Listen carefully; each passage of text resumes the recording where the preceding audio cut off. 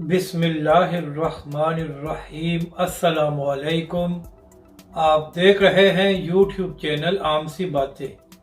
तहरीक लब्बैक और अल्लामा साद हुसैन रिजवी नाकाम हो गए हैं। कीमतों में तो 20 रुपये इजाफा हुआ है।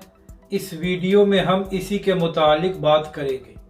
नाज़रीन करम, 27 फरवरी को तहरीक लब्बैक पाकिस्तान ने हड़ताल की और एक दिन बाद ही हुकूमत की जानिब से पेट्रोल की कीमत में 5 रुपये कमी कर दी गई, जिसके बाद कल अल्लामा साद हुसैन रिजवी ने खिताब करते हुए कहा कि तहरीक लब्बैक पाकिस्तान सिर्फ एक दिन बाहर आई और हुकूमत 5 रुपये कीमत कम करने पर मजबूर हो गई है। तो नाज़रीन करम, इसके बाद कुछ लोग कह रहे हैं कि तहरीक लब्बैक पाकिस्तान या अल्लामा साद हुसैन रिजवी को क्या कामयाबी मिली है, क्योंकि जब कीमतों में इजाफा किया गया था तो वो 20 रुपये थे और जब कमी हुई है तो सिर्फ 5 रुपये कम किए गए हैं।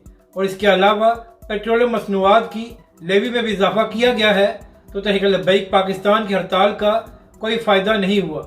तो नाज़रीन कराम, यहाँ पर अहम बात यह है कि जब तहरीक लब्बैक पाकिस्तान की हड़ताल अभी हुई नहीं थी तो उससे पहले ये खबरें चल रही थी कि मार्च के पहले महीने में पेट्रोल और डीजल की कीमतों में इजाफा होना है।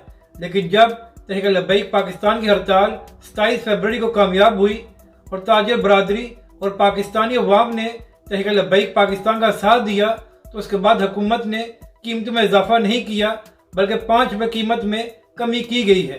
और नाज़रीन कराम, ये तहरीक लब्बैक और अल्लामा साद हुसैन रिजवी की एक बड़ी कामयाबी है कि न सिर्फ कीमतों में इजाफा नहीं हुआ बल्कि पाकिस्तानी अवाम को 5 रुपये रिलीफ मिला है। और जहाँ तक ये बात है कि 20 रुपये इजाफा किया गया था, तो अल्लामा साद हुसैन रिजवी ये बात कह चुके हैं कि जब तक कीमतें 14 फरवरी की सतह पर वापस नहीं जाएंगी तो तहरीक लब्बैक पाकिस्तान का प्रोटेस्ट ख़त्म नहीं होगा। अपनी राय का ज़रूर इजहार करें कि आपको यह वीडियो कैसी लगी और हमारे इस चैनल को भी सब्सक्राइब करें।